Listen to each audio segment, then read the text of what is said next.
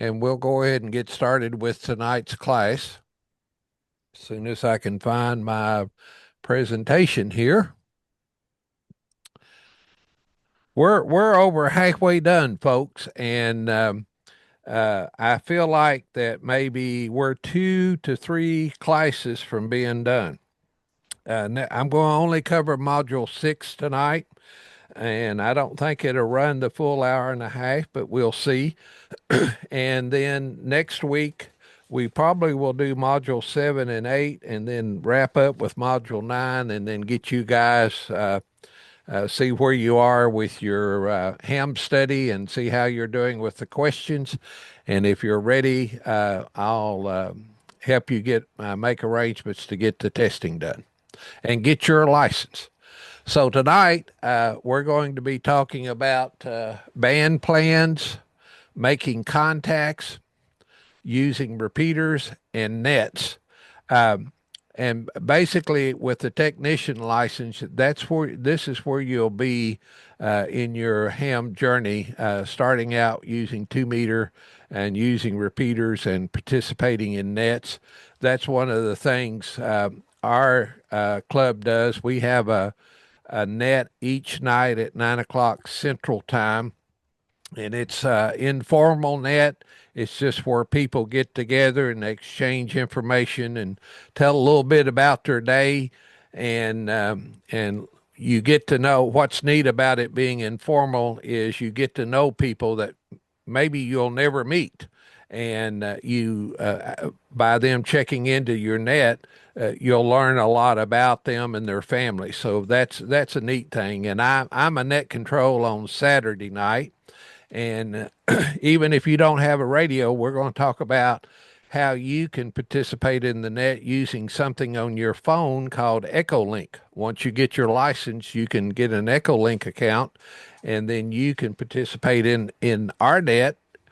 Joe, you can participate from Florida in our net, just like you had a radio and you were operating up here. So we'll talk about that. And then we'll talk about communications for public service and a little bit about satellite operating. So, as I've told you guys, ham radio is a hobby of 1,000 hobbies. There's something that interests any and everybody. If once you get into ham radio, you can find something in the hobby that is of interest to you. Now, band plans. We've talked about that. And oh, here's my card. I'm looking for it. I don't know if you can see that, but that's I sent Brittany and Joe band plans. Uh, but these are through the ARRL, and they're voluntary agreements designed for normal conditions. They're not a regulation. Amateur radio is the only service that can tune freely and use multiple modes within their allocation. So, looking at the band plan, and I'll bring it up on screen here in a minute, you'll see it. Uh, Amateur radio, uh, you can see what allocations are given to ARRL. Can everybody see my presentation? No. All right, well, wait a minute. Let me back up here. You know what? I've just took off and I forgot to share my screen. And you all were being so polite. So I'm going to share. And I apologize. I just whipping on through here. So you all can see this now, I hope. Yes. Oh, Band plans, yep. okay, good, good. Um, and we'll look at the 2 meter band plan on the following slide. And here is the frequency allocations for the uh, um, 2 meter band, and you can see like 147.142 to 147.57 is simplex, uh, weak signal, FM simplex, all of these. Uh, uh, Oscar subband, and an Oscar subband is a specific frequency range allocated on amateur radio bands for communications through an Oscar. And what is an Oscar? It's an orbiting satellite carrying amateur radio. So there are satellites that's been launched up there, and that you can use as a technician, you could try to locate those and transmit and bounce signals off of those satellites. And then you've got the general single sideband operation right here. And as you don't have to memorize this, but as you learn to operate your radio, and you have this little card that I gave you, uh, you'll learn what you can do on what frequencies. Um, and then you've got this is for repeater outputs 145.20 to 145.5, and then here's the repeater inputs. Band plans. And HF band plans tend to be simpler than UHF and VHF because there's no repeaters involved. Other common uses listed in band plans: beacons, automated transmissions for listeners to tell when the band is open to the beacon's location. So there's a beacon way out here somewhere, and if you can hear that, you know that your signal is more than likely could reach to where that beacon is located. Weak signal, modes that work better at lower signal strengths, such as CW, single sideband, and some digital modes. Every amateur band from 50 megahertz on up has frequencies available for CW and a single sideband operation. Satellite uplinks and downlinks, segments of bands where signals are sent to uplink and received from downlink satellites. So you have a signal that goes up on one frequency to the satellite, and then there's another frequency that the signal will travel back. So that's what we mean. Simplex means transmitting and receiving on the same frequency. So when you're on a 2-meter radio and you're doing simplex, you're transmitting on one frequency back and forth. If you're on a repeater, you're transmitting on one frequency and you're receiving on another frequency. But simplex means you're using the same frequency to transmit and receive. And I just kind of mentioned repeater has an input frequency and an output frequency, and there's control links. Now, here's a copy of the band plan. It's very similar to the little card, only you can get these. There's a couple of ways you can get these. You can go to ARRL and order them. The little cards, and Jeff, if you'll email me your address, I'm trying to. Let's see if I can get, yeah, that's the card there. Um, but I can send you, I'll be glad to mail you a couple of these. I bought them for like 50 for $5 or something. If you go to a ham fest, a lot of times representatives from ARRL will be there, and they'll have them as giveaways. You can pick them up, but they're really handy to have when you're out operating your radio, so you can reference and make sure you stay in the band that you need to. But you can see here's the different allocations, like the 2-meter band, EAGT. If you look, if you have an amateur extra license, you can use the band Advanced General Technician. That's what most of you guys will be.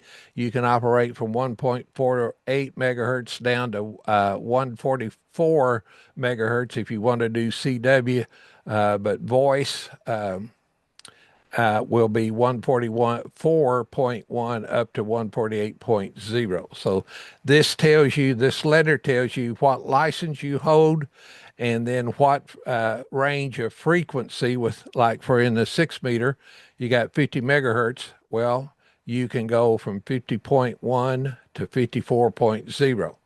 And then on the 10-meter band, for a technician, you can operate a single sideband phone. That's what the yellow represents. You can operate from 28.3 to 28.5. So you've got a very narrow segment there to operate on the 10-meter band. We go over here and we look at the 20-meter band. Technicians are not allowed on the 20-meter band.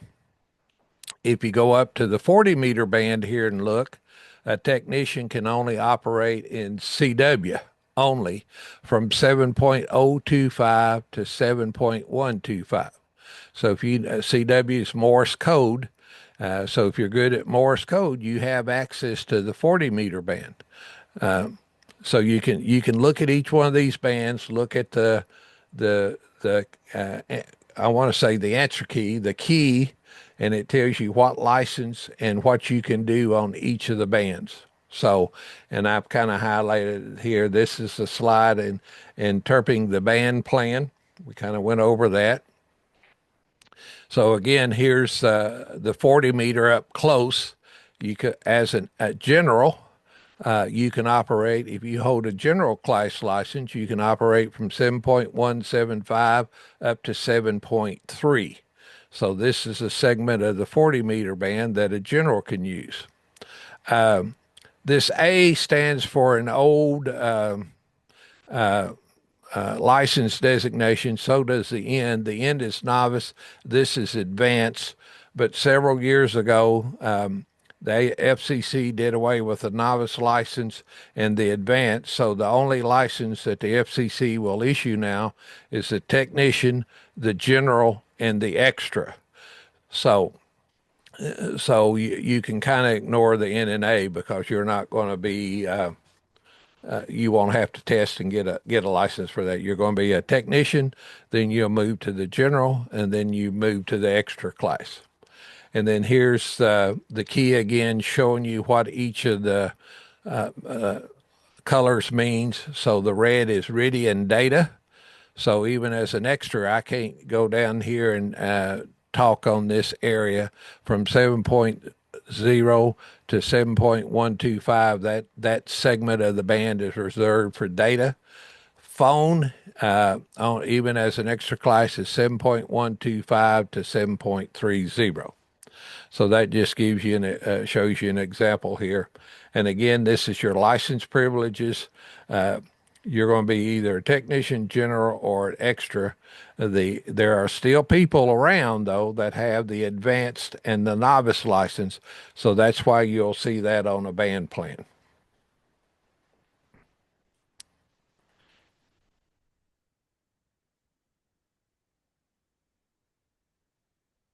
And so that's what I just talked about.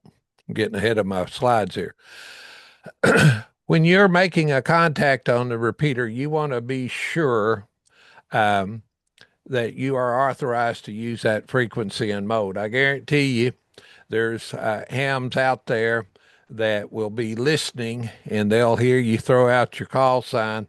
And on their computer, they've got a database. They'll type that call sign in, and that database will tell them, KY4 JPS is an extra, so he can be on this frequency.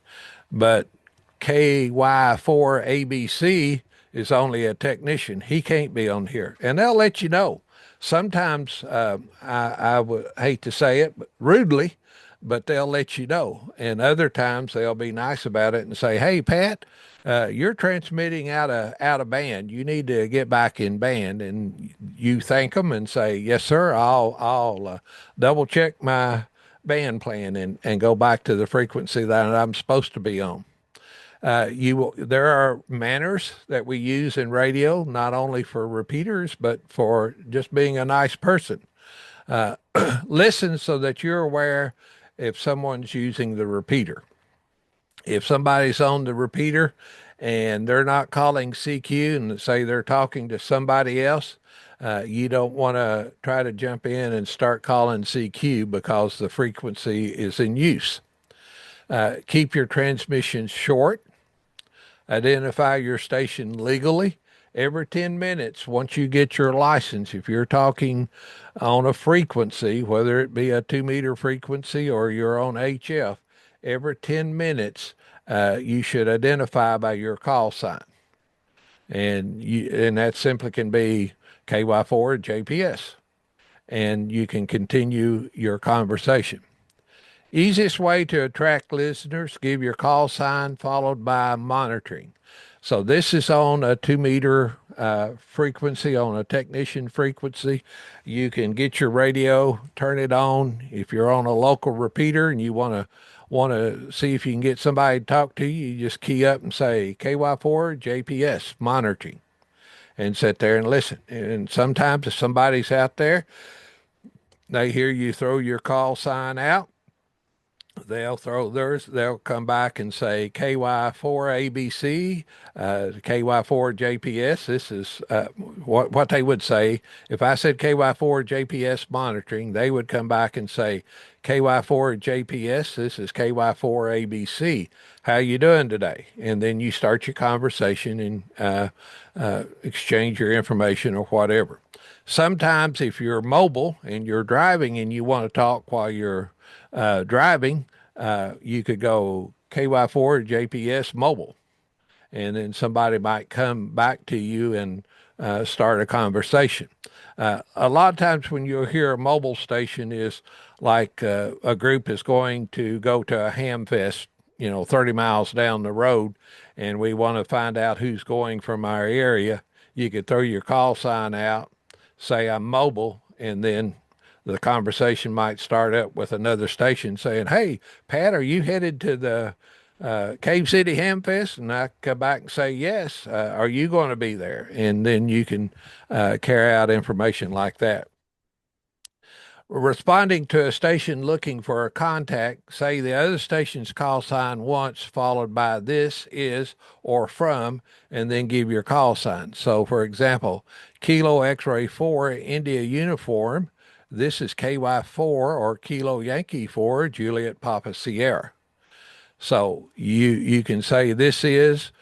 You don't really even have to say from. You can say KX4IU, KY4 JPS, and that just makes the communication a little bit quicker. But if you want to do this is or from, that is okay, and that is a common practice in amateur radio. Making again, this is talking about making contacts on a repeater. If you accidentally interrupt someone, you just apologize or say sorry, KY4 JPS clear, and wait for their contact to end or tune to a different repeater.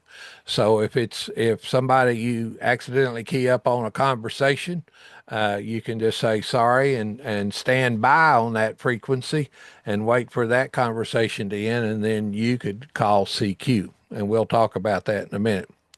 What if you receive a report your signal's audio is strong but distorted? Well, we talked about that last week, and that means you're speaking too close to the microphone, so you need to back off. Uh, or you could be slightly off frequency. The radio control knob got bumped. That's going to happen on HF radios more than 2 meter because they're set frequencies. You're speaking too loudly into the microphone, and that's typically what the problem is. You just up too close to the microphone. Transmitting from a bad location. Um, you might be in a part of your house near your electrical panel or near where there's other electronics, like the light right above my head here.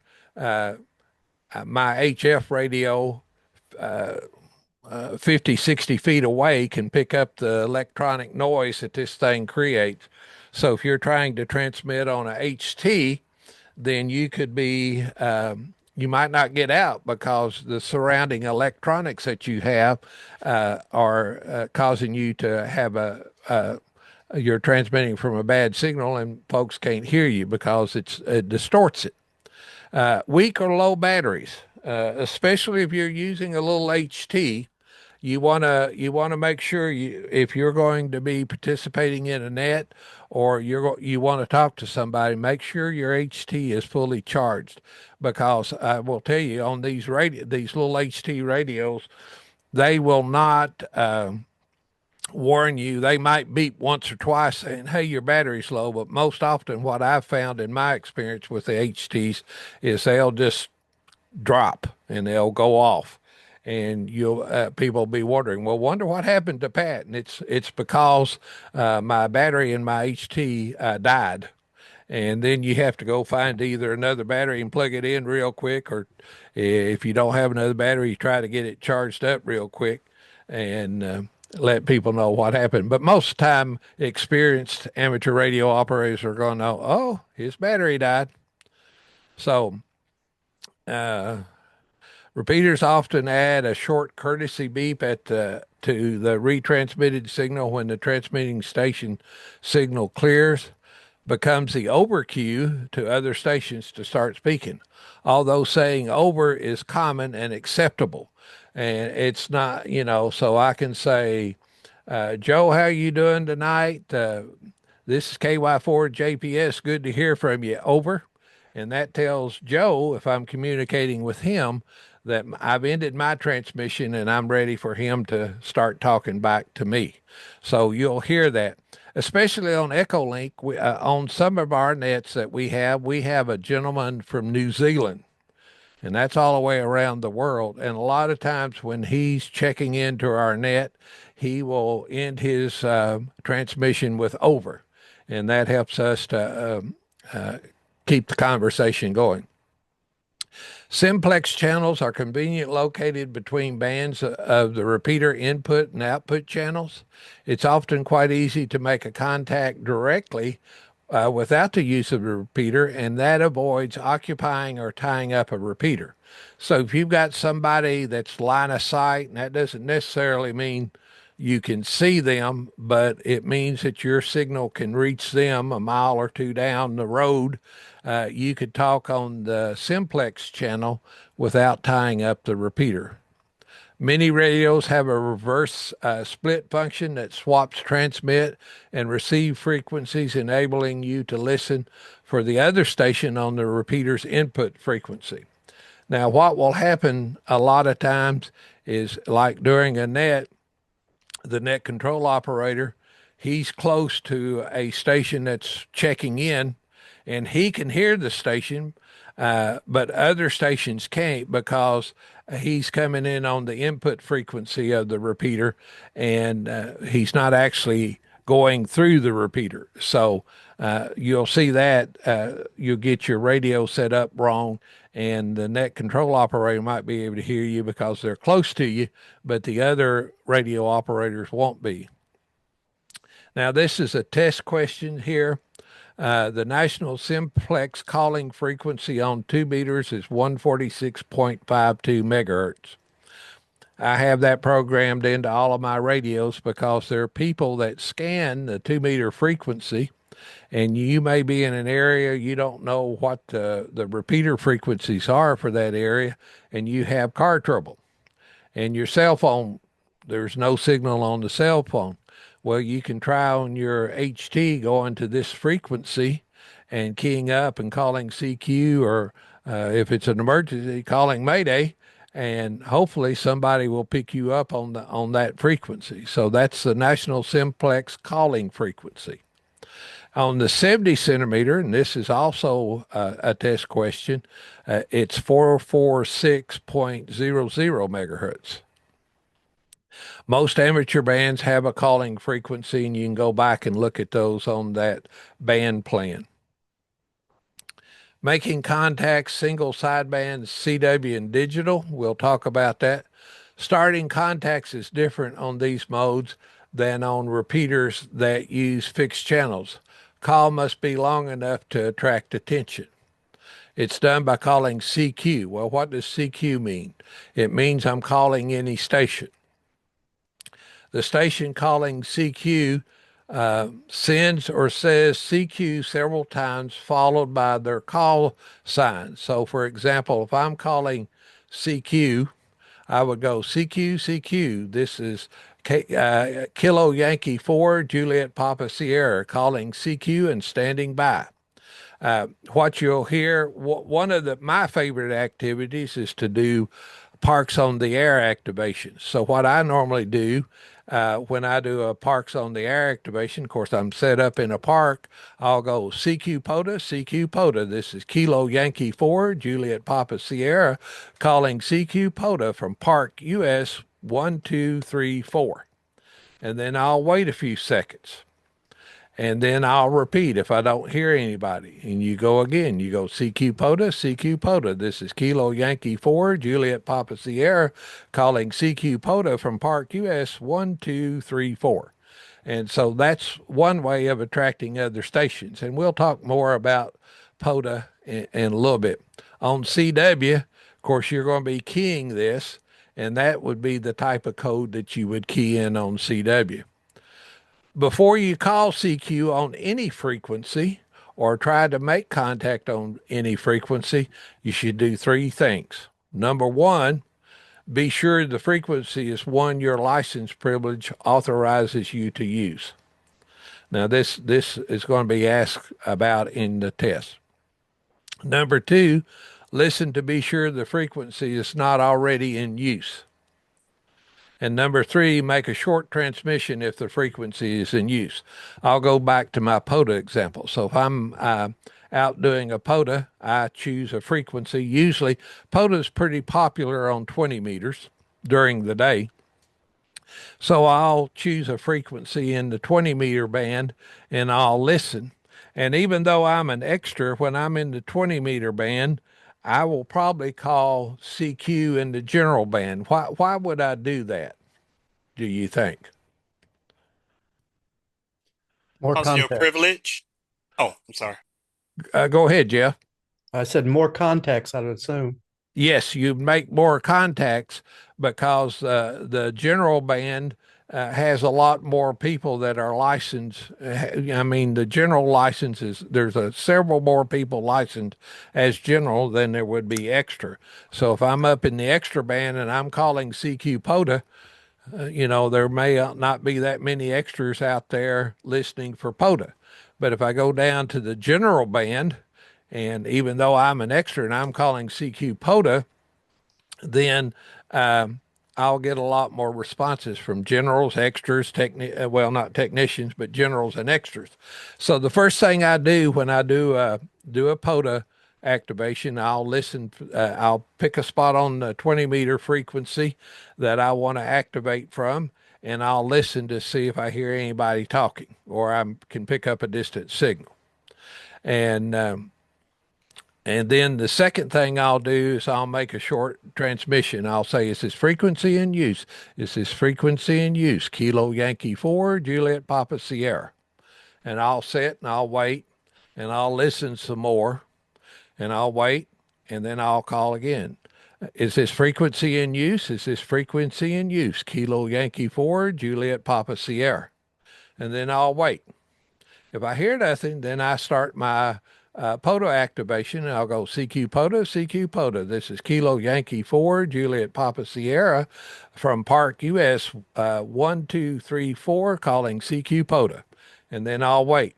And if I get a response, I log the response, log their call sign. We exchange signal strength. You're coming in 5'9" into the park, and then they'll usually tell you that you're a 5'7" into Tennessee or wherever they're located. So you always want to make sure that you're on a frequency that you have privilege.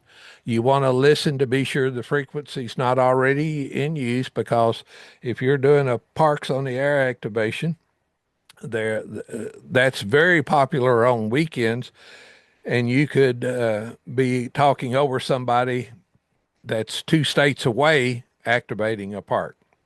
And then you want to ask, is the frequency in use? And even though you might not hear anybody, when you do the call, is the frequency in use? Somebody may come back and say, this is KY4ABC. Yes, the frequency's in use. We're getting ready to do a net. And then you thank them and you dial up the frequency or down and find someone else. Responding to a station calling CQ, the calling station CQ sign KX4IU once, then yours. using the phonetics. So you can say Kilo X-ray 4 India uniform. This is Kilo Yankee 4 Juliet Papa Sierra. And again, you can say KX4IU KY4 JPS. This is an option. You don't have to do that, especially if you're doing an activation and you're trying to get contacts. That saves you a second by just using their call sign and then your call sign. And then here is the alphabet, the phonetic alphabet. Uh, you don't have to know that for the test, but as you get into using your radio, you will want to know what each letter represents. So, like mine's Kilo Yankee 4, Juliet Papa Sierra. Now, sometimes when I'm trying to give my call sign and the conditions are not right, sometimes I'll go Kilo Yankee 4, Japan Papa Sugar, because they may not be able to hear Sierra and they may not be able to understand Juliet, but I'll go Kilo Yankee 4, Japan Papa Sugar. Is that correct? Not necessarily, but it helps people. For my call sign, they'll pick it up a little better. So this is the alphabet that you should be using, but sometimes you have to improvise. Now, Q signals. They're a system of radio shorthand abbreviation for common information. It comes from the old telegraphic codes. Although developed by Morse codes operator, their use is also common on phone and voice. And then we've got a table that lists the most common Q signals. You don't have to memorize all of these. I'll go over some that I use. QRZ means you're calling for contacts, and you can say QRZ, and then you'll have people that will call you.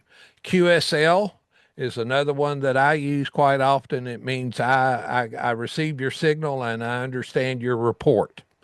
QSY means you're on a current frequency, but you're going to change to another frequency. So you would say QSY2 and you'd give the frequency that you're going to. QRN is another one. I'm being troubled by static. QRM, your transmission's being interfered with. You may have somebody that's transmitting right next to you and it's drowning out your signal. So those are just some of the Q codes. Do you have to memorize all of these? No. QSO is another one. And you'll, as you're in the radio hobby, you'll soon learn most of these codes. Not all of them, but you'll learn several of them. And it's not for the test. You don't have to memorize every code. And I think there'll be a couple of codes on here that you'll need to know, but not all of that chart there. DX stands for distant station, and we're talking about DX and contesting now. It means thousands of miles on HF and occasionally 6 meters. It's beyond the radio horizon on VHF and UHF. Best done on single sideband or CW because of the efficiency of those modes. And radio contests are held in which the competitors try to make as many short contacts as possible in a fixed period of time.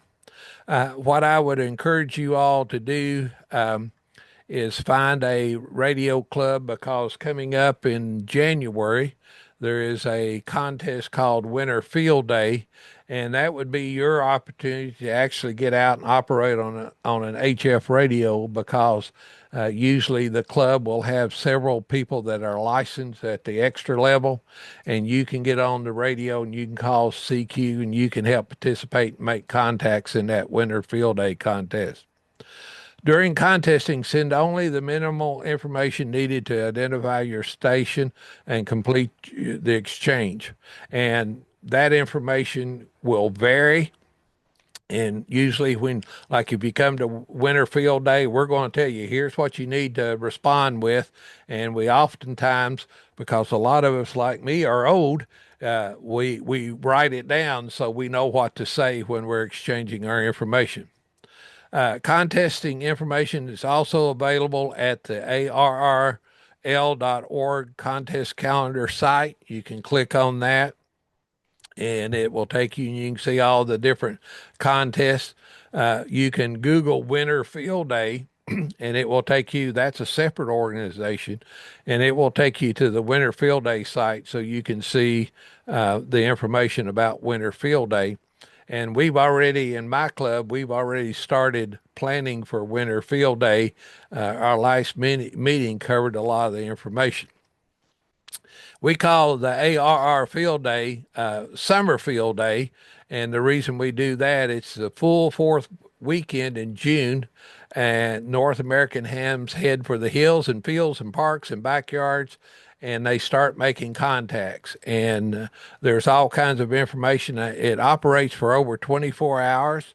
You try to operate in emergency mode, which means your radios are on battery power and you don't have any connection to the electrical grid when you're transmitting. So you're operating strictly on battery power. We had ours in June, and it tests you on how well your club can operate. For example, we had a not trouble, but we didn't get started as early as we wanted to because a rainstorm moved through and we couldn't set up our antennas outside because of the rain. It was literally coming a flood, and we had a couple of our amateur radio operators out there in the rain trying to put up antennas, and then a lightning bolt fairly close struck, and they decided it was time to come in.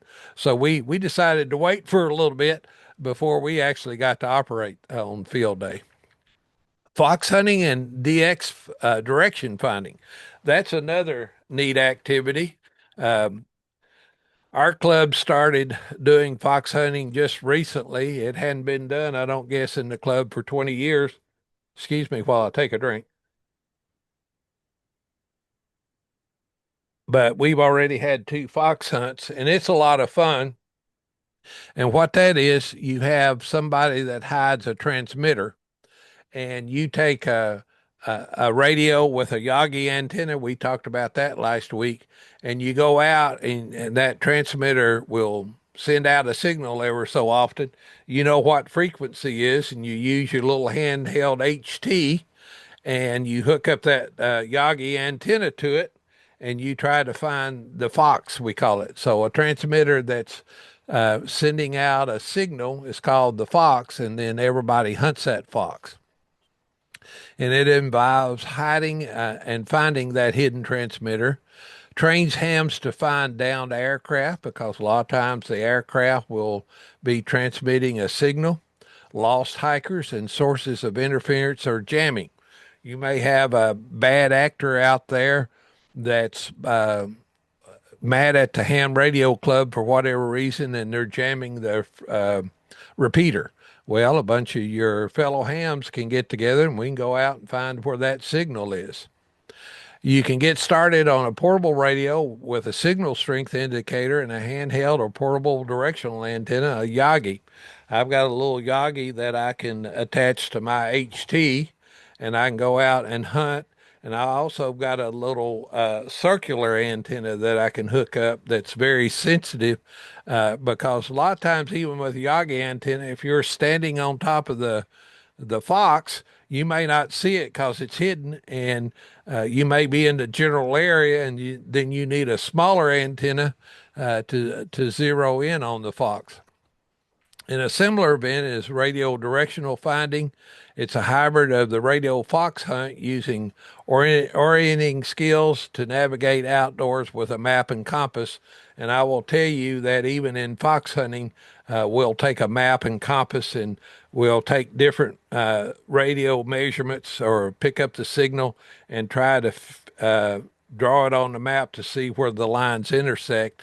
And then once you know where they intersect, you can pretty much track down the fox.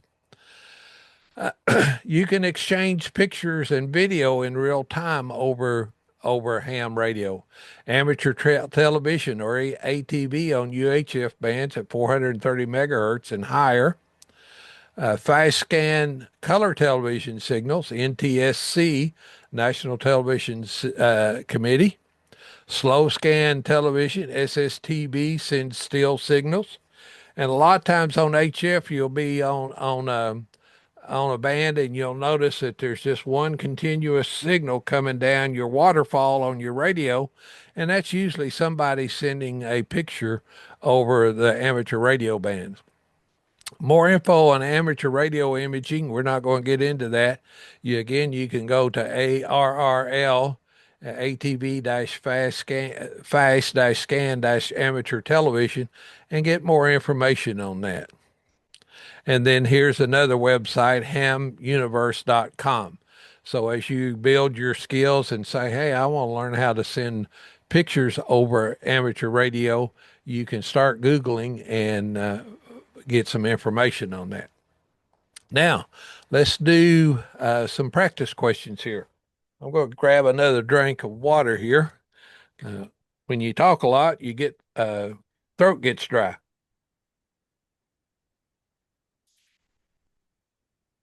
All right, let's do the first one here.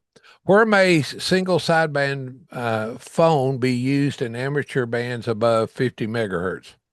Only in subbands allocated to general or higher class. Only on repeaters in at least some segment of all the bands, or on any band if the power limit is limited to 25 watts. Well, the answer is going to be C, in at least some segment of all the bands. So SSB, if you go back and look at your chart, it can be used in the amateur bands above 50 megahertz in some segment of all the bands. What is a band plan beyond the privilege established by the FCC? It's a voluntary guideline for using different modes or activities with an amateur band. A list of operating schedules. Well, we know that's not correct. A list of available net frequencies. A plan devised by a club to indicate frequency band usage. So we know it's not this one. A list of available net frequencies. It's hard to, there's not one that I know of. And a plan devised by a club. Club doesn't do a plan. So the only answer here that would be correct, it's a voluntary guideline for using different modes or activities within an amateur band. So the answer is A. What term describes an amateur station that is transmitting and receiving on the same frequency? We mentioned that a while ago. It's a simple, think of that, keep the word simple. You're on the same frequency. You're not going through a repeater. Is it full duplex? Is it diplex? That's a distractor. That is a correct term. Is it simplex or is it multiplex? Simplex, you It's, send and receive on the same frequency. you send and receive on the same frequency. Simple, simplex. So the answer is C. What is an appropriate way to call another station on a repeater if you know the other station's call sign? Say break, break, then say the station's call sign. Say the station's call sign, then identify with your call sign. Say CQ 3 times, then the other station's call sign. Wait for the station to call CQ, then answer.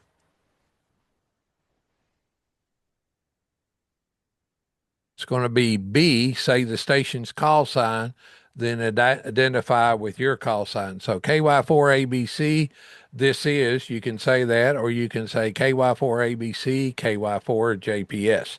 So you call the station with their call sign, then identify with your call sign. So it's B. Which of the following indicates that a station is listening on a repeater and looking for a contact? So we've got somebody on a repeater and they're wanting to make a contact. CQ followed by the repeater's call sign, the station's call sign followed by the word monitoring. B. It's going to be B, the repeater call sign followed by the station's call sign, QSY followed by your call sign. So the only answer here is going to be B, the station's call sign followed by the word monitoring. So if I'm wanting to make a contact and I'm on a repeater and I know the repeater's not being used, I can go KY4 JPS monitoring. So the answer is B. What might be a problem if you receive a report that your audio signal through an FM repeater is distorted or unintelligible? One, your transmitter is slightly off frequency. Your batteries are running low. You are in a bad location. Or D, all of these choices are correct. All these choices are correct. That would be correct. All these choices are correct. So the answer is D. What is the national calling frequency for FM simplex operations? Whoops, let me go back here. Sorry. Operations in the 2-meter band. 146.520, 145, 432.1, or 446.0. And I'll tell you, these are not in the 2-meter band. So C and D, you can automatically eliminate. You just got to remember, all right, a 2-meter A. frequency. And Brittany, you're correct. It's 146.520. So just a little memory here. These are not 2-meter frequencies. So you can scratch them off and then flip a coin if you don't know. But it's A, 146.520. How is VHF and UHF transceivers reverse function used? To reduce power output, to increase power output, to listen on the repeater's input frequency, to listen to the repeater's output frequency. Listen to a repeater's input frequency. Input frequency. The answer is C. Now, Jeff, as I've told the other participants, when you're studying for your test, memorize the answer. Don't memorize the letter, because these answers will be scrambled on the test. And so to listen to on a repeater's input frequency, that's the correct answer, but it may show up on the test as letter A. So you've got to memorize the answer, not the letter. And so that's the trick that a lot of people don't realize that, well, I'm going to remember answer C. Well, it may not be answer C when you see the test question. Why are simplex channels designated in the VHF and UHF band plans? So stations within range of each other can communicate without tying up a repeater. For contest operation, for working DX only, so stations with simplex transmitters can access the repeater without automated offset. A. A, so the stations won't tie up the repeater. How should you respond to a station calling CQ? Transmit CQ followed by the other station's call sign. Transmit your call sign followed by the other station's call sign. Transmit the other station's call sign followed by your call sign. D, transmit a signal report by your call followed by your call sign. Would be C. The answer is C. Transmit the station's call sign, the other station's call sign followed by your call sign. And I'll tell you, most ham radio operators, if you mess that up and you give your call sign and then their call sign, they're going to understand. They're going to know. And you can then you can say, "Oh, I messed up. I'm new," and so let them know you're new. It's nothing wrong with that. So. Hopefully you've got good people in your area and they won't be mean. Now, there's some people out there that are mean, but most of them are not. In my area, we've got a lot of good people. So you transmit the other station's call sign followed by your call sign. What is the meaning of the procedural sign CQ? Call on the quarter hour, test transmission, no reply expected. Only the called station should transmit. D, calling any station. Calling any station. D, calling any station. And I'll tell you, as a ham radio operator, that when you first get on the mic and you start doing that, you're going to be nervous, and it's going to seem a little weird talking to somebody that you don't even know where they are or who they are. But then as you play in the hobby, and I'm going to say it's play, but as you get in the hobby and you start enjoying it, you'll make friends from all around the area and all around the world. What should you do before calling CQ? A, listen first to be sure that no one else is using the frequency. B, ask if the frequency is in use. C, make sure you're authorized to use that frequency. Or D, all of these choices are correct. All the above. That is correct. All these choices are correct. You want to, before you even get on and start calling CQ, make sure you're in the proper area of the band that you're allowed to transmit on. Then listen and then ask if the frequency is in use. So the answer is D.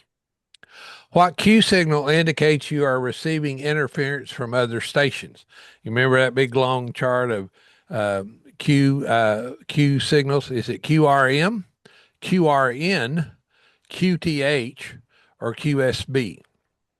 And you don't know, you probably haven't memorized those yet, but QRM means you're receiving interference from other stations. There's a station nearby that's transmitting and it's kind of interfering with you receiving the station you're trying to make contact. So QRM means you're receiving interference from other stations. What Q signal indicates you're changing frequency? QRU, QSY, QSL, QRZ. B. Quebec Sierra Yankee. B, QSY. I started saying, no, that's not right, but no, you're right. It's B, QSY. What's QSL? You remember what it stands for? I acknowledge what you just told me. Yes, that's correct. You Yeah. you understand, or you got this, you got it correct. And then QRZ means call. You're calling CQ, and then you finish one contact. You're in, especially in a POTA activation, uh, you finish your exchange with a hunter out there, and you're ready to take the next station. Instead of calling CQ again, you just go QRZ, or you'll hear a lot of people say QRZ. And when they say QRZ, the stations will flood in and try to make contact with you. What operating activity involves contacting as many stations as possible during a specific period? Simulated emergency crisis, net operations, public service events, or contesting? D. D, contesting. So, contesting is you're trying to make as many contacts during a specific period. Usually, if you're in a contest, that contest will last 24 hours. Some contests go 36 hours. So D, contesting. Uh, if you're a net operator and you're doing a informal net like we do every night, I want as many people to check in with me as possible, but it's not the answer to this question. So contesting is the correct answer. Which of the following is a good procedure when contacting another station in a contest? Sign only the last two letters of your call sign if there are many other stations calling. No. Contact the station twice to be sure that you're in his log. No.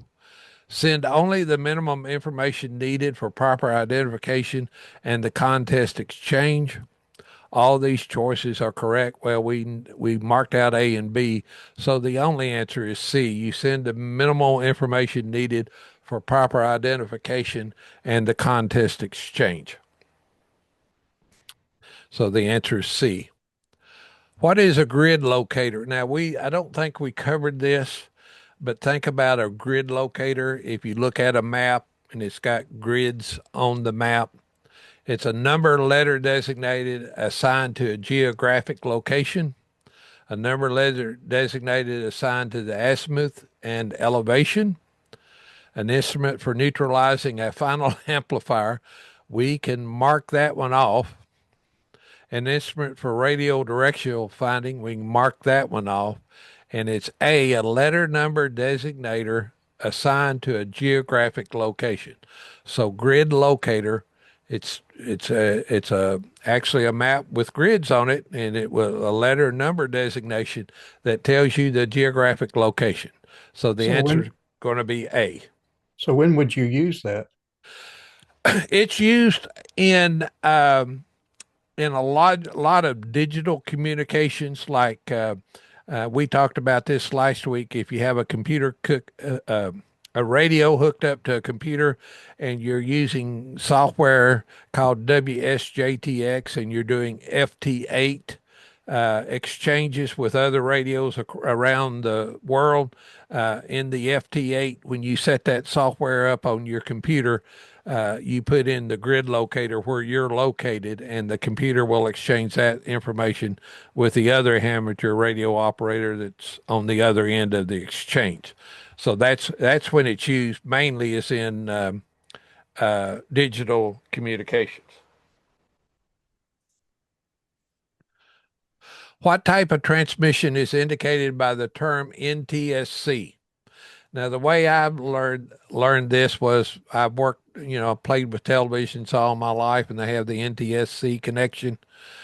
So, does it mean a normal transmission mode in static current? No. A specific mode for a satellite uplink? Nope. An analog fast scan color television signal, or a frame compression scheme for television signals?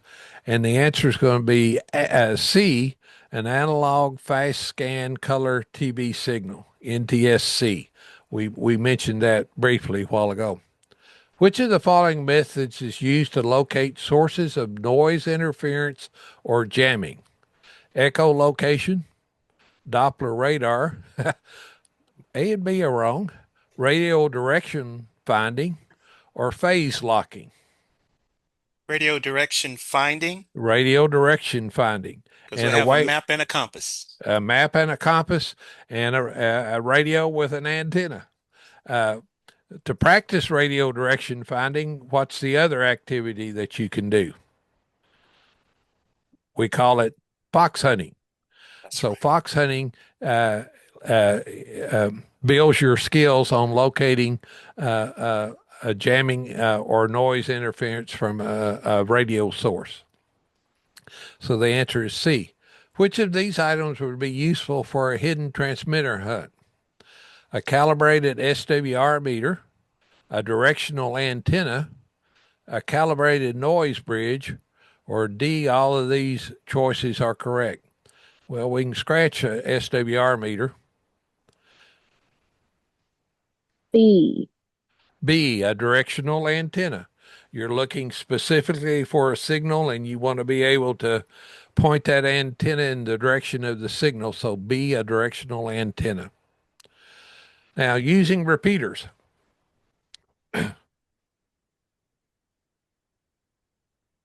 As a technician, you're going to spend a lot of time on the 2 meter band, and the 2 meter band has repeaters. And to find repeaters in your area, you'll need a listing sorted by the area. ARR has a repeater directory. You can go to their website and search for it. The one I recommend that you use is called Repeater Book, and that's www.repeaterbook.com.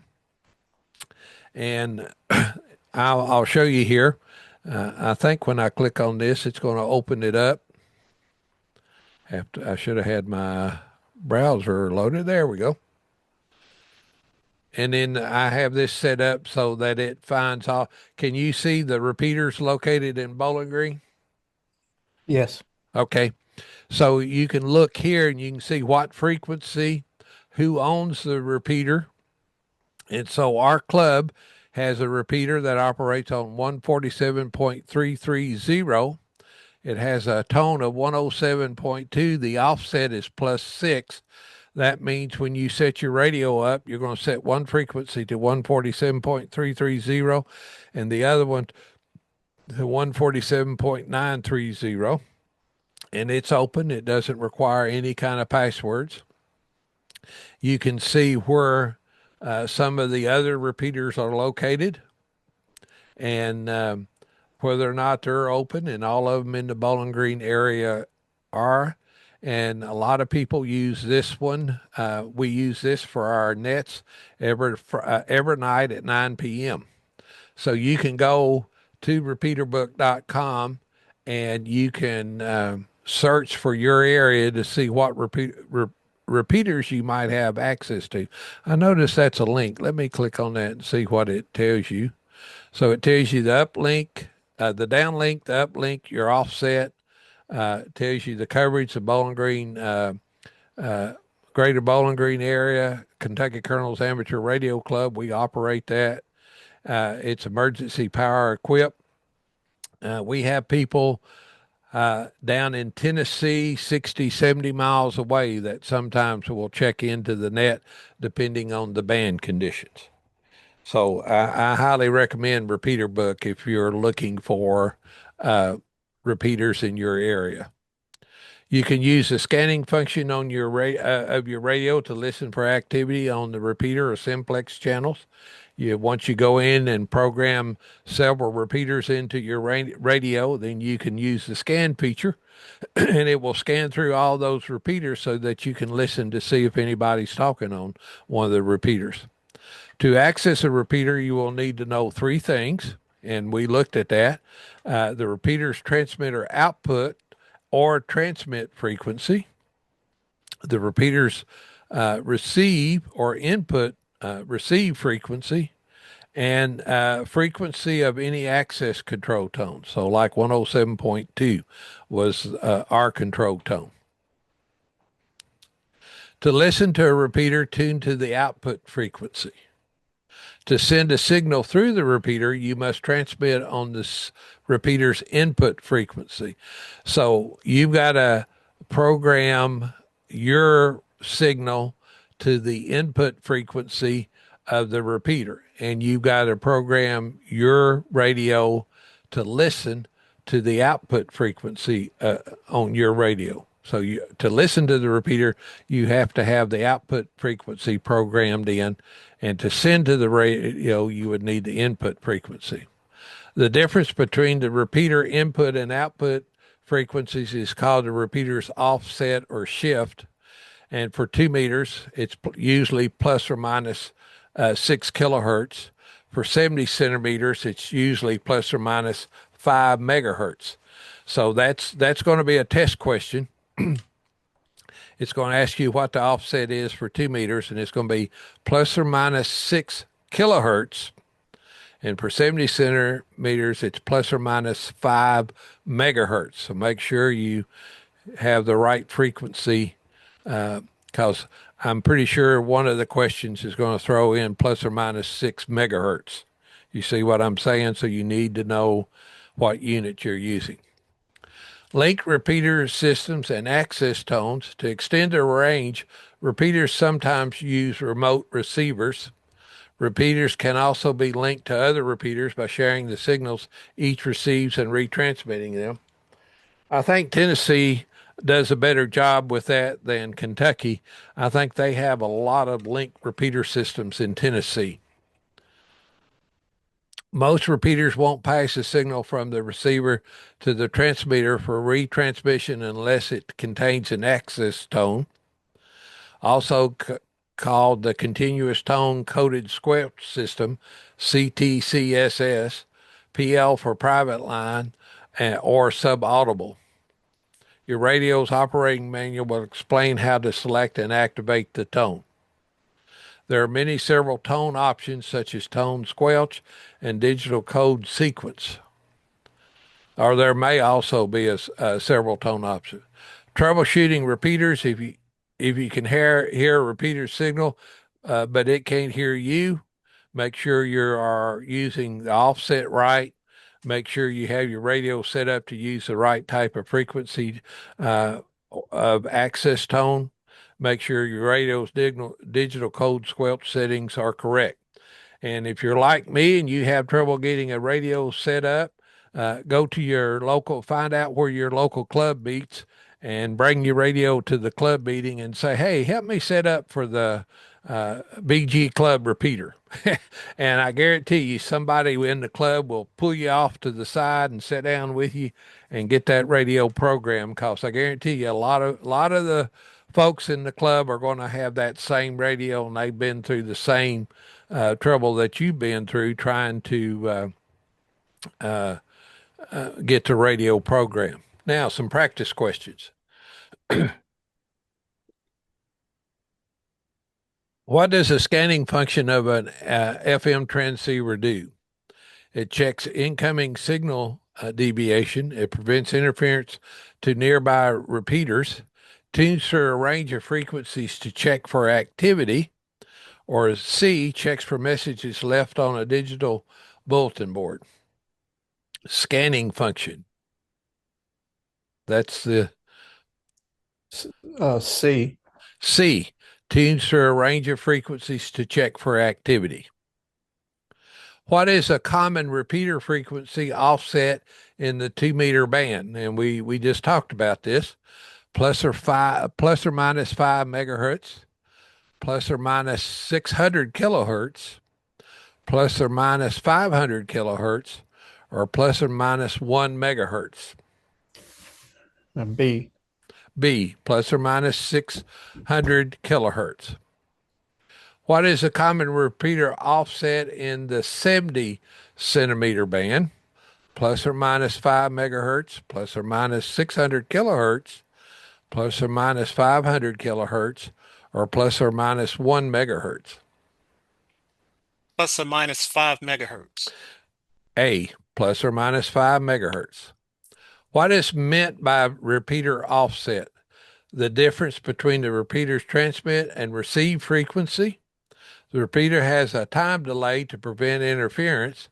The repeater station identification is done on a separate frequency. The number of simultaneous transmitted frequencies used by a repeater.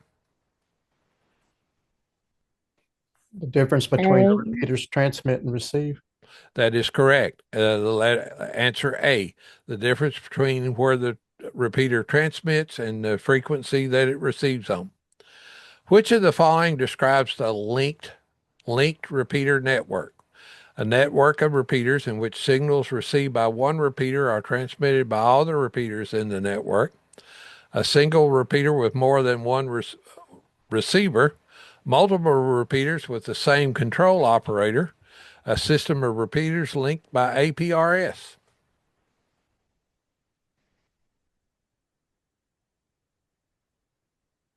It's going to be a network of repeaters in which signals received by one repeater are transmitted by all repeaters in the network. What term describes the use of subaudible tone transmitted along with the normal voice audio to open the squelch on the receiver? Carrier squelch, tone burst, DTMF, or CTCSS? The answer is going to be D, CTCSS. That big long, I don't remember what it was called, but I always call it CTCSS. Which of the following could be the reason you are unable to access a repeater whose output you can hear? You can hear it, but you can't transmit on it. Improper transceiver offset. You're using the wrong CTCSS tone. You're using the wrong DCS code. Or D, all these choices are correct. All these choices are correct. That is correct. It's going to be D. All these choices are correct. Okay, I need to pick it up a little bit. Digital repeater systems, ham radio, and the internet can link repeaters and communicate nearly anywhere on Earth. Some of these systems include Internet Radio Linking Project, Echolink, and that we've talked about that, or we're going to talk about it. Wires 2, a proprietary system from the Yaesu company. D-Star, a system based on public D-Star standard, and DMR, digital mobile radio. IRLP and Echolink use voice over internet protocol technology. Like I say, if you want to check into our net, you can use Echolink over your cell phone, over the internet to check into our net, and you don't have to have a ham radio. All you have to have is that ham license. Echolink, I've got to move something out. Echolink uses voice over IP to enable stations to transmit through an internet connected repeater without using a radio to initiate the transmission. A call sign and proof of licensing is required. So when you sign up to get your Echolink account, You need to have your call sign, and you need a copy of your license to send to Echolink, and then they will give you approve your account, and then you can find the proper repeater or the proper Echolink link to talk to on a radio. They're all over the world. IRP, LP, and Echolink contacts differ from regular repeater contacts. Initiating station must know the repeater control code to request an IRLP connection and sequence a DTMF or dual tone multi-frequency tones. Wires, I think it's called Wires X now, uses voice only standard developed by the radio manufacturer Yaesu. D-Star combines digital voice and data communications. DMR is a technique for time multiplexing two digital voice signals on a single 12.5 kilohertz repeater channel. Digital codes called color codes are used to access a specific repeater, similar to CTCSS or PL access tones on an analog FM repeater. And by programming your radio with those IDs and codes, you can join the group and your audio will be shared with all other members of the group. Talk groups allow groups of users to share the channel at different times without being heard by other users on the channel. Data are contained in a code plug computer file. So it allows groups of people to use the same frequency, but you won't hear each other unless you're part of that group. You don't need different radios for each digital voice system. Hotspots are used to link your digital transceiver to the internet, and software in the hotspot makes the connection. On Echolink, you can even do it from the web. You can make a connection to our Echolink connection here that goes to our repeater, and you can, as long as you've got a microphone, you can connect to that and you can communicate to other ham radio operators in the area through Echolink. To join a talk group, you need to know the group's identification code or number for wires. You also have to enter your own identification code and call sign for D-Star into the transceiver so the system knows who you are. Most of these systems will require your call sign. Nets. All right, let me get another drink here. In the early days of radio, nets helped stations meet on the air to share news and messages. We still do that. We still have an informal net. Today's nets include support for emergency communications and public service activities. Nets usually have two purposes: pass emergency messages, coordinate reporting and response activities. Net messages are called traffic, which often have a built-in routing information to get the message to the right place. In severe weather, our club will call a weather radio net, and we have one net control operator that will take weather reports from other amateur radio operators in the area so that we can relay that if need be to the public service, EMS and so forth. Exchanging messages is called traffic handling. Between activation, emergency nets are activated for practice and to conduct training exercises. Net structure and participation. A net control station directs the net by calling it to order and directing communications between stations checking into the net. A station with emergency traffic should break in at any time. Do not transmit unless you're specifically requested or authorized to do so, or a request is made for capabilities or information that you can provide. Exchanging message on the net. The most important job during emergency and disaster net operation is the ability to accurately relay or pass messages. So you may be taking a message from a radio operator that has no phone service, and you're going to relay that to EMS or the police or the fire department, and you want to be sure you accurately relay that information. Messages are often formatted as radiograms. The preamble or header contains bits of information about the message so it can be handled and tracked appropriately, and we'll show you that on the slide. Following the preamble is the text of the radiogram to ensure accuracy. Names are spelled out using standard phonetics, and Message headers contain number assigned to the station that creates the radiogram, precedence, a description of the nature of the radiogram, handling instructions, station of origin, who sent that message, and check the number of words or word equivalents in the radiogram. Place of origin, the name of the town from which it's coming from. You may have somebody in my area, maybe Russellville, Kentucky's been hit with a tornado and they have no communications, but somebody's got a radio and they can reach our repeater. They may be trying to relay information to us and time and date. The complete name, street, number, city, and state to whom the radiogram is going. All right, practice question. What type of signaling uses a pair of audio tones? DTMF, CTCSS, GPRS, or D star? I'm just going to go through that. It's going to be DTMF. How can you join a digital repeaters talk group? Register your radio with the local FCC office. Well, I'll give you a big hint. There's no local FCC office. Join the repeater owner club. Program your radio with the group's ID or code. Sign your call after the courtesy tone. Well, B's not correct. D's not correct. You're going to program your radio with the group's ID or code. And so the answer is C.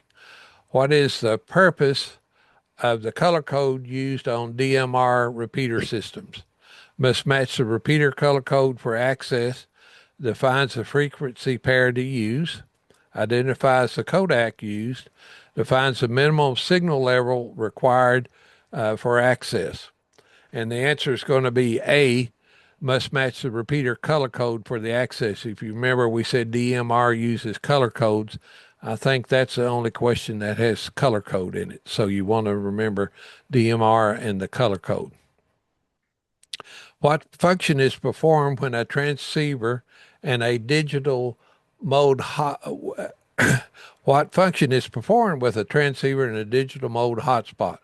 Communication using digital voice and data systems via the internet, FT8, the digital communications by AFSK, that's not correct, RTTY, encoding and decoding without a computer, high-speed digital communications for meteor scatter. Well, all three of these are distractors. It's using digital voice or data systems via the internet. So digital mode, think of the internet. So if you got a digital mode hotspot, you're trying to connect to the internet. The answer is A. What does a DMR code plug contain? Your call sign in CW for automatic identification, access information for repeaters and talk groups, the codec for digitizing audio, the DMR software version. Well, it's not anything with CW. It's not with codec DMR. It's going to be B, access information for repeaters and talk groups. How's a specific group of stations selected on a digital voice transceiver? By retrieving the frequencies from the transceiver memory, by enabling the group CTCSS tone, by entering the group's identification code, or by activating automatic identification. And you're trying to get a specific group on a digital voice transceiver, so you got to enter that group's identification code. So the answer is C. Which of the following must be programmed into a D-Star digital transceiver before transmitting? Your call sign, your output power, the codec type being used, or all these choices are correct? Well, on a lot of them, you got to have your call sign. They're not worried about your output power or any of the other. So the answer is A, your call sign. How is over-the-air access to IRLP nodes accomplished? By obtaining a password that is sent via voice to the node. Hey, my password is, or my social security number is, so that doesn't make sense. By using DTMF signals, by entering the proper internet password, that one doesn't make sense. by using CTCSS tone codes. The answer is going to be B, by using DTMF signals. What is voice over internet protocol? A set of rules specifying how your station, when linked over the internet to another station, a technique employed to spot DX stations via the internet, a technique for measuring modulation. So that's not right. A method for delivering voice communications over the internet using digital techniques.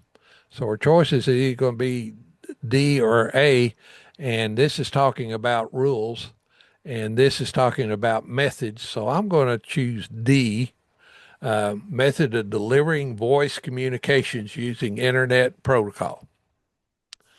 What is the Internet Radio Linking Project?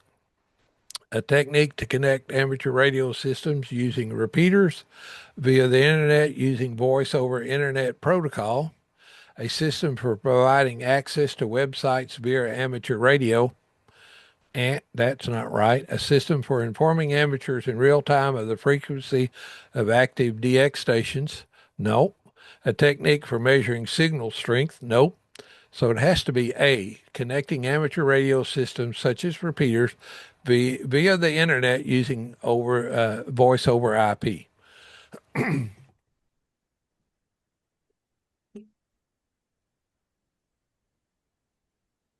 Which of the following protocols enables an amateur station to transmit through a repeater without using a radio to initiate the transmission? So we don't have to have a radio. Is it IRLP? Is it D star? Is it DMR? Or is it Echolink? And the answer, Echolink. Echolink. You can use your phone or a computer and you can transmit from those devices over the radio network. What is required before using the Echolink system? Complete the required Echolink training. Purchase a license to use the Echolink software. It's free. Register your call sign and provide proof of license, or all these choices are correct. So the answer is C.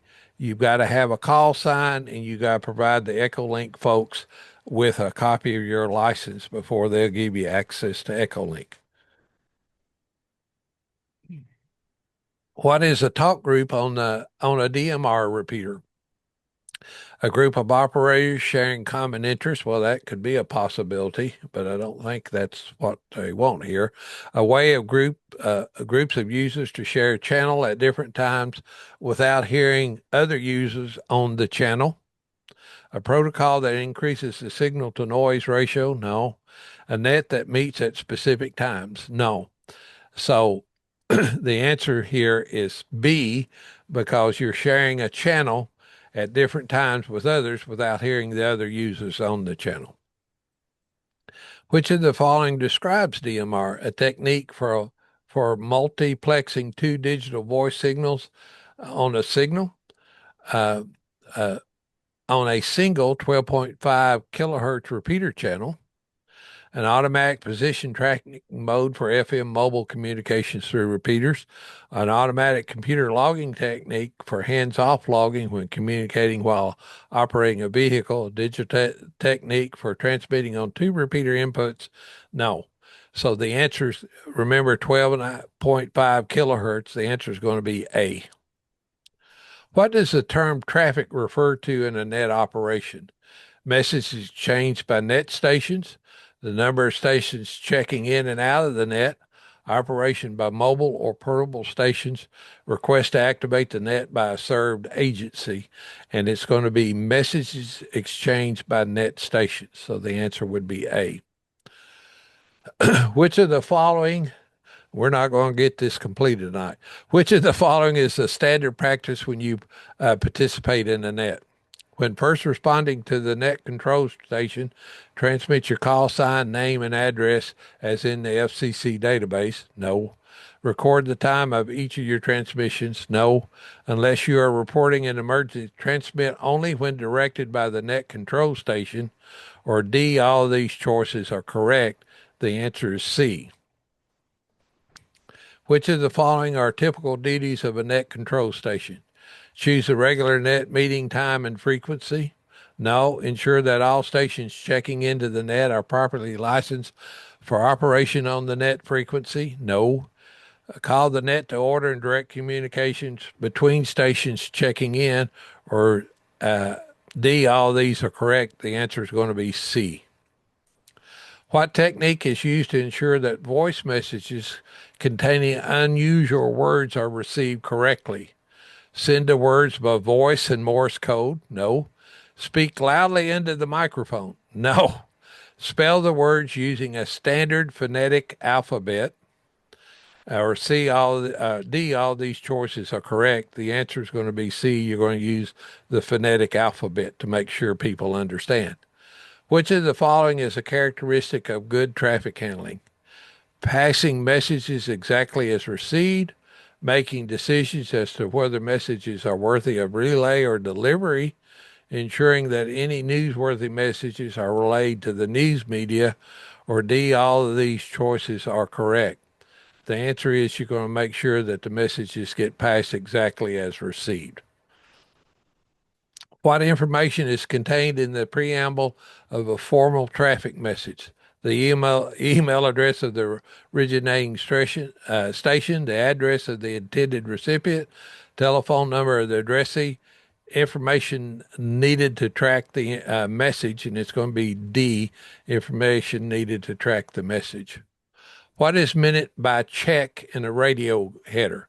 The number of words or words equivalent in the text portion of the message, the call sign of the originating station, a list of stations that have relayed the message, a box on the message form that indicates a message was received or relayed. And it's going to be A, the number of words or word equivalents in the text portion of the message. Okay, we're right at 8 o'clock. It's 7:57, and I normally try to stop at this time. And I'm going to stop here, and we'll pick up next week. We'll probably be able to finish module 6 and do module 7, and maybe even get into 8. But did we have any questions tonight? The Echo link was pretty awesome. Yes, and once you get your license, it'll be neat that you can look around the country. I'll look forward to you checking into our nets through EchoLink once you get that license. So a lot of stations have that. In fact, on our net, on a regular, we have on Friday night, we call it the trivia night, where we have a net control operator that creates a bunch of multiple choice questions, and we have a family out of Nevada that loves that, and they love our trivia night, and they check in on Friday nights, almost every Friday night, just so they can participate in the trivia night. So, but if there's nothing else, we'll go ahead and stop the class. We'll pick up with this next Monday night. Thank you all for participating, and I look forward to seeing you next Monday night. Thank you, Pat, for doing 73. this. All right. 73. Good night. Good night.